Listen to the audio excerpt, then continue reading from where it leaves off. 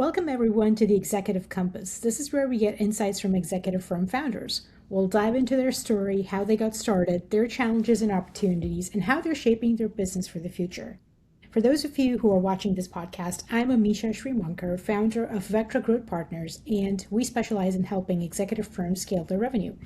Today's guest is Ashley Collins, who is the founder of Executive Search Simplified. Hey, Ashley, thank you so much for joining. Thank you so much for having me. It's a pleasure to be here. Yeah, where are you calling in from today? I am calling in from New York City, where my business is based, and best city in the world.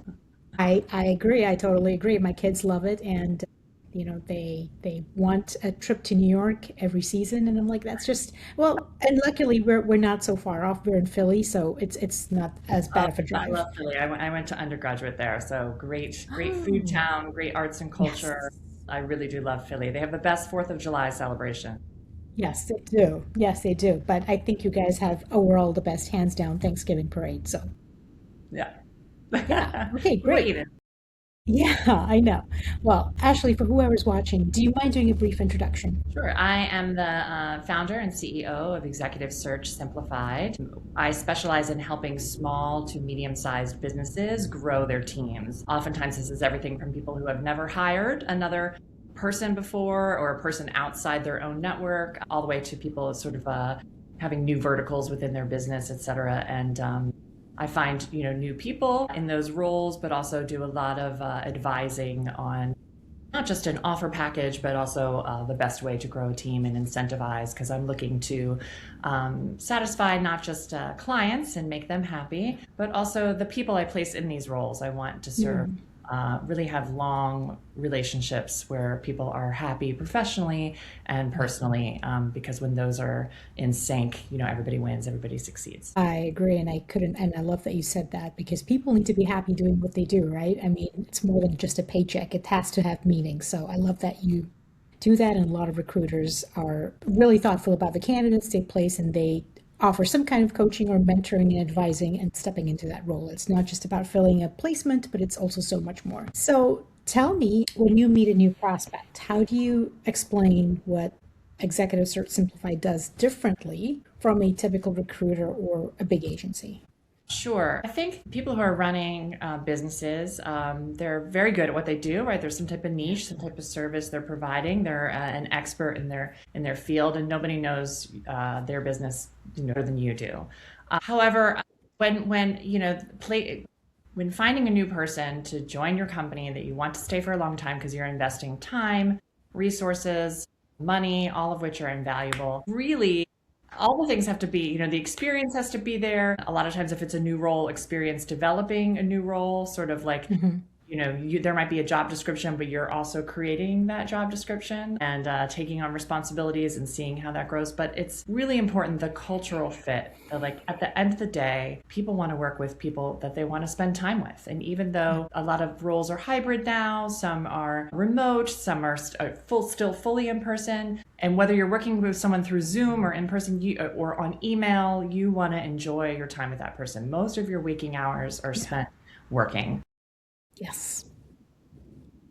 There's no AI is a wonderful tool. It's still growing and still finessing, but nothing replaces really that the right match of the right chemistry. A lot of CEOs, they know what their strengths are, they know what their weaknesses are, and they need the right complementary person who's going to fill those gaps and help them and the company see where they need to go and what they need to do. Yeah, 100%. So tell me a little bit about your clients. And you're in New York City. Do you work with clients just in New York City, or are you also active hiring, recruiting in other states? What does your clientele look like? Sure, I do work primarily servicing small and medium-sized businesses based in New York, but I've also worked with clients based in Los Angeles, in London, and a little bit in Chicago as well. Wonderful. And what kind of industries do you typically serve?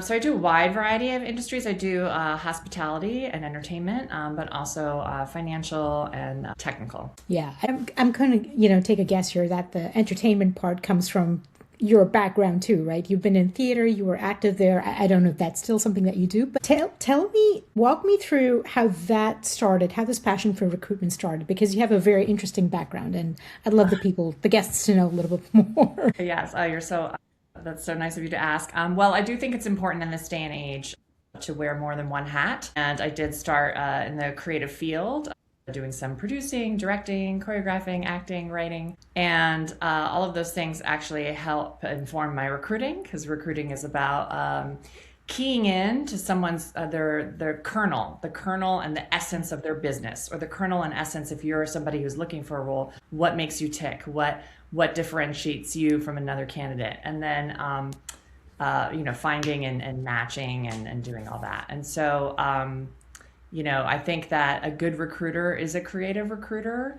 And I think that's sort of where the gap is in AI, is that sometimes it can really miss those candidates that you might not look at, but then you Yeah. look closer and you see how relevant their experience is, especially when creating a new role or trying to help a small or medium-sized business grow, and what they can bring to the table and all that. I'm always looking, like I said, to make matches that last and that are fulfilling. And I'm always telling clients, whether that's the company I'm working with or the person I'm placing, to, this is the start of our relationship. You can always come to me for advice, and that happens time and time again. And so I'm very happy to do that. But I think creativity is always good in Yeah. any field, and when you can apply that, it's win-win as well. Yeah. So tell me, when did you, and I'm wondering what specific year was it that you forayed into recruiting? Was that something that you picked up as, at a job experience, that you're like, okay, I really like this and I'd like to do a little bit more work for some time and start my company? So take me back even to an earlier start. Sure. So I actually got started in recruiting after college, and I sort of fell into it. I had a lot of friends who were also creative types or financial types, and they graduated with me from University of Pennsylvania. And a lot of them went into if they didn't go into investment banking, they went into the Yeah. consulting world. And I was like, I don't want to do that. I don't feel like that's for me. And so I came to New York, I interviewed, and I did a little bit in executive search. Executive search, it really depends on how it's run and who's running the company and the philosophy. And eventually I moved to in-house recruiting. I worked first for a trade magazine publishing company, placing all different roles there. And then I worked for Air France, hiring people for the US at the airports, but also all of the executives in the Air France USA. Their headquarters are in New York City. And I just loved that, working with Yeah. people, interviewing them, checking references. Learned, very early on how important that is to really drill down and try to get a full picture on someone. And then eventually, as time went on and my network grew, people sort of like said, "Oh, can you help me find someone for my company?" Or I had, friends who were starting businesses and their businesses were growing. And then I thought, people keep coming to me and I'm not even trying to do this. Yeah. Maybe there's something to this. And so I started, just as the work kept piling up, I was like, I have to make this official. And Yeah. that's what I did. So Yeah. No, it's wonderful. just a match for my personality and my love of, seeing people succeed and happy and fulfilled. Wonderful. I love it.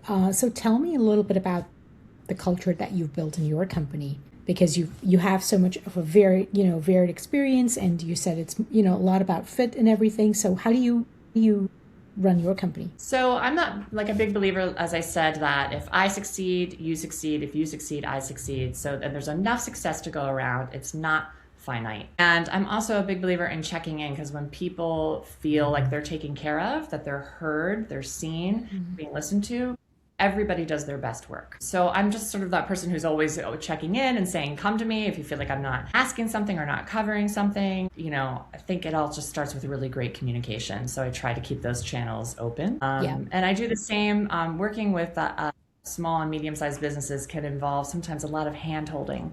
It can be I a would. very scary thing saying, Mhm. I need to hire someone, I need to open up my network, I need to open up my trust, I need to open up the funds to pay this person. Uh, Sure.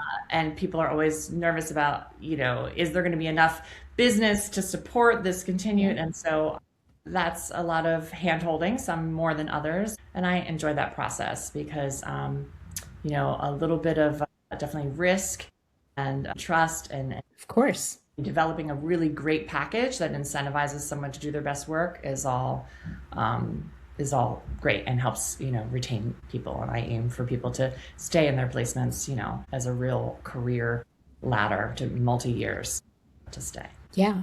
So when do you typically, or when is it ideal for not candidates, employers to reach out to you and say, you know what, we have a position to fill? Is that when they come to you, do you realize intuitively, like, they're 2 months too late, or is there, you step into the role of an advisor and you kind of like, if this is your warm network of employers that, you know what, I recognize that you may need to fill this position and you need to start thinking about it earlier. Like, walk me through that. How does that work? That's a very good question. Yeah, sometimes people, I mean, a lot of times they'll come to me and they'll say, I know I need to do this, or they'll feel like they're drowning in work, they need support, or they need to do the creative or logistical side and they need someone to do the opposite of that. Mm-hmm. Sometimes it's business development, sometimes it's just it really depends. I would say it's people never come to me and it's too late. Like, oh, it's too late. I mean, if you need help, you need help. If you're growing, you're growing. But I think sometimes there's hesitancy. I have had people come and they're to me and they're very, very excited, and we have a whole Mm-hmm. conversation. I walk them through everything, and there's always options. I talk about different options about how to structure a position or whatever, and then they're like, I want to think about it. And sometimes they think, oh, I'm not ready to spend the money, and then they'll come to me in a panic, maybe a couple months later, like, oh, I really should have hired someone. Yeah. So, okay, now you're ready to jump in. That doesn't happen all the time, but like I said, I have a lot of heart and sympathy. People, if you're starting a business that's yours, you've poured your heart, soul, blood, sweat, and tears into Yeah. it. Yeah. And it's a 24/7 thing, and it's your baby, it's your professional baby, and you want the others to understand that and respect that, and be on board with what you're trying to do. So it's never too late. It's never there's no obviously sometimes if you're pulling high level talent and trying to recruit them out of a company to another role, certain times of the year, like when they're giving bonuses or after, there's certain times of the year where it's easier to get talent than other and people are looking. But otherwise, we make it work. Yeah, no, that's great. Is there a particular industry that you love recruiting for, or you just love just take on every employer? Because you're in New York City. I'm reckoning there are a lot of financial companies, wealth management, and those kinds of maybe even real estate. And you can correct me, but is there one industry that's more fast paced? It's just harder to recruit talent versus the other, or is it just people are people? It's tricky depending on whatever industry you go into. Sure. I would say I feel like the financial services positions are easier in some ways. There's just a plethora of talent. They understand how the process works, and sometimes like there's other industries or particularly sales roles can be very Mm. challenging, especially if it's a medium-sized business and they're growing their team or they're starting Yeah. another team from scratch, and that can be really tough to find. You want to find the right person who has that experience, but who's ready to come on board and really knows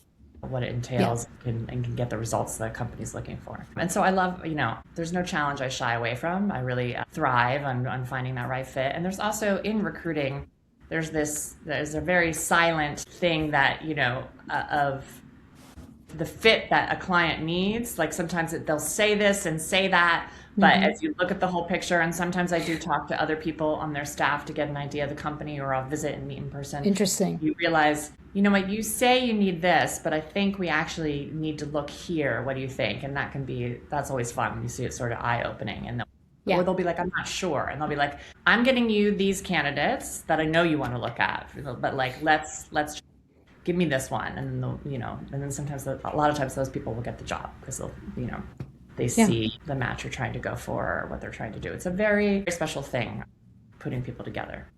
Yeah, no, I'm sure it is. And do you recruit for roles that are more senior or executive level, or is it just talk to me I've about done the it kind? all. from entry level to mid level to C suite. But my sweet spot that I really love are the sort of middle to upper, like the people who are the backbone of your company. Like your company could not run without these Yeah, people and their incredible work and everything they're doing, and how talented and awesome they are. So those, and a lot of times like people who are like mid-career and then they're really ready for that stepping stone role, that they've created, or that's brand new, and where they can show their results and show their track record, and then grow into something else, higher and bigger within the company. yeah. And how long does it typically take to fill positions? That's a great question. Well, it can take anywhere from, I mean, I've done really, fast track speed. We need someone like in 5 to 6 weeks, but sometimes it can take, 3 months or so. Yeah. Okay. Yeah, no, great. Yeah. Fantastic. It depends how many level of interviews there are, and all that, and how the offer is going to be tailored, and all that. As we Yeah. know, too, we live in a challenging landscape in this country with Yes. healthcare. Especially small companies, can have challenges with how to structure their healthcare, and we need to make Sure. sure that their employees are going to be taken care of. And so, I love putting together that whole package and advising on that, and but it takes some Yeah. time. Great. I love that you said you mentioned hiring rounds, the number of hiring rounds. What is your take on that? Like, are you seeing, because sometimes I see things, I have founders tell me, oh, like, oh, we have sometimes employers go through like 6 rounds, hiring rounds of like, just job interviews, and sometimes it's maybe three. But more and more, I'm seeing this pattern developing that it's more rounds of interviews before they make a decision. Are you still seeing that? And what's your take? I love this question. I do sometimes still see it, sometimes more in tech than in other industries. Uh-huh. I am a big believer, like sometimes a task takes only as long as you have to do it, right? Yes, I love that. So, at some point, I think it's inefficient in the way you're using people's times, and people have already Yeah, made decisions. So I think the general rule of three is a pretty good rule. hmm, Meet with the main person, that goes well. Meet with other people you'd be working with, or, and then maybe you come back again, and of course the reference checking. But there are sure. definitely exceptions to everything, but I have experienced some, and I have other recruiters I know who've done those multiple rounds, and Yeah, I think that those people probably have other Zooms they can be on, or meetings, or yeah, to make yeah. best use of time. Yeah, yeah. Okay, yeah. Well, it's here to stay, more or less. It's Yeah, not going away too soon, which is no. not fun to hear, but it is what it is. What do you think is generally the reason most, you mentioned tech companies. Let's just talk about them, that they defer the decision-making process. Like, is it fear of making the wrong choice or investing a lot of money? I think it's both. There's a joke that they sort of have. It's like, how sometimes with technology, people can be, even if their phone's working fine, the new iPhone comes out and they're like, I want the new iPhone. I Yeah, want the new version of the headphones, whatever it is in technology. right. So I just think it's like they want to make sure, is the grass greener? I don't know. I know. It just feels a little torturous. I hear you. I agree. I'm a proponent for 3 rounds of interview, just like you. So I'm Yeah. just curious. Yeah. So crazy. Yeah. Yeah. And I love to know how do you connect with employers? How do they find you? Often by word of mouth and referral. I'll work with Okay. someone, and then they've met someone else who's a SME owner, and they usually come to me. So that's pretty much. I'm also, you can find me on the web, but a lot of it Yeah. is word of mouth. Yeah. Excellent. I have repeat clients. They place one role with me and then they come back for everything else. So some of these, and sometimes I'll do a lot of HR advisory. Like it might be a very small Mhm. company and they don't yet have an HR department, and so I'm really sort of filling a lot of gaps for them. Yeah. Yeah. No, that's great. And how can we not, right? We have to address AI and its role in recruiting. How are you using it in your day-to-day as a business owner? And how do your clients maybe even use it, if they do at all? Yes, I mean, certainly with the larger corporations who are getting just an influx of hundreds and hundreds of resumes a day. I mean, they're looking for those keywords, but then you have very seasoned, very Sure. capable, very experienced people that just are getting looked over. Yeah. Thankfully, I don't have a lot of that because I'm working with smaller companies and I'm looking, a good recruiter can look through a resume very, very quickly and say, is Yeah, this worth a talk? Is there something deeper? And there are a lot of terribly written resumes out there, but you can still get to the bottom of okay, this is what this is, and then you're like, it's yeah, worth a conversation, and then you talk to the person and do a lot of shaping resumes and whatnot before presenting them to clients, as you have to, because they have to be able to get the full picture of what it is someone's work sure. history is. But I think it's a great tool. I think if you're doing that type of volume, especially those in-house recruiting departments at some of those companies, I can understand it can be helpful to have. But I do have, like I said, a soft spot for those people who are amazing, that might not be getting looked at. And so I love the Yeah, personal touch of working with absolutely. the somewhat smaller companies and all that. And there's sometimes candidates I talk to, and I also I research people, so I sort of go after them. And sometimes people might be like, you know what, I've been thinking about making a change because there's not a lot of growth here, but Yeah. it has to be the right thing. And so I keep that in mind, and then I find myself, I'll come back to them. Something will come my way that I feel like might be a good fit, and that could be 5 months later. Sometimes it's a year and a half later, but that's exciting too. Yeah, no, I love that. Since you touched upon that, how do you nurture those relationships so that when the right role does appear, they're ready to have that conversation? So, how do you nurture those relationships so when the right role comes and you contact them, they're like, okay, fantastic, thank you for reaching out. I am so happy for this. Yeah, that's a great question. I get candidates in a mixture of ways. Some are simply by referral, and some, they find me, or I meet them. I meet them at a party. That Yeah. happens. But sometimes it's also just through LinkedIn and diving Hmm. deep. It's a whole mixture of things. But you do have to talk to people, because Yeah. sometimes people really have no intention of looking or moving, and then you realize that it really might be a match with the skills or the culture, and or perhaps they could be getting a better deal and better value for their work and growing their own career if they made a move and whatnot. Yeah. We as a whole, we are people who like to sort of stay where we're at, because it's Yes. safe, It's even if it's comfortable. It's bad, or safe. it's comfortable. And so I do like to push people out of their comfort zones a little bit, from candidates to clients, and that's always exciting when you see the evolution of that. Like, oh, I don't know, and Yeah. then like, oh, thank God, Hmm. I did. I love it. I It's a love it. process. It's a process. It is a process, right? I mean, I can imagine only. Tell me, what are you excited about for Executive Search Simplified this year? We're still a little early in the year, just starting a new month.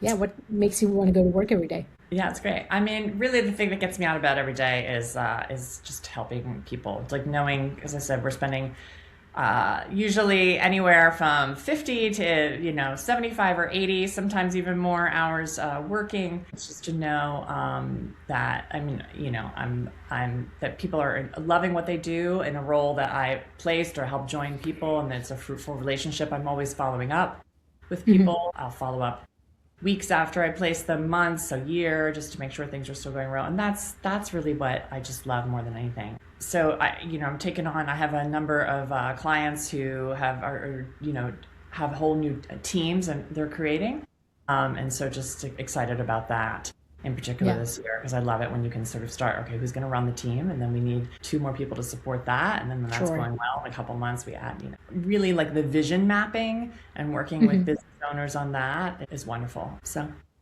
Yeah, whatever great. comes my way, I'm happy to. Excellent. And what does your own team look like? I mean, you are so busy. I mean, how do you run it all? How do you make everything happen? Yeah, sure. I have a team of three people who work with me, and they help me, research and source candidates, and they interviews. But I talk to everybody. So sometimes they'll do like a level and of screening, and then I'll go to them. And sometimes, depending on the vertical or the number of positions or location, I'll have someone really take the lead as well. So yeah, it's a team of three, sourcing and helping conduct those reference checks and do all the paperwork logistics. And especially if it comes down to if I'm doing some HR advisory for some of them, they're Mm, helping with that as well. Making sure we're in compliance for those that are based in New York State, and all that. wonderful. Thank you. Ashley, this has been a fantastic conversation. I am so happy that you came onto the show and you shared all the things about recruiting and talked about your Very interesting background. I love that you're a creative and you're doing this as well. So that kind of gives you a whole range of spectrum and skills and the personal touch when you are talking to people. So that's great. Where can people find you and connect with you, candidates or employers? Where are you Sure. most active? Sure. Well, that's a good question. The best place to find me is at on my website, Okay. executivesearchsimplified.com. And if you reach out to me, you'll hear back from me. I have a very quick response rate. Okay. That's really the best way. You can also find me on Yeah. LinkedIn. Awesome. Thank you so much. Thanks for your time. Great. Thank you.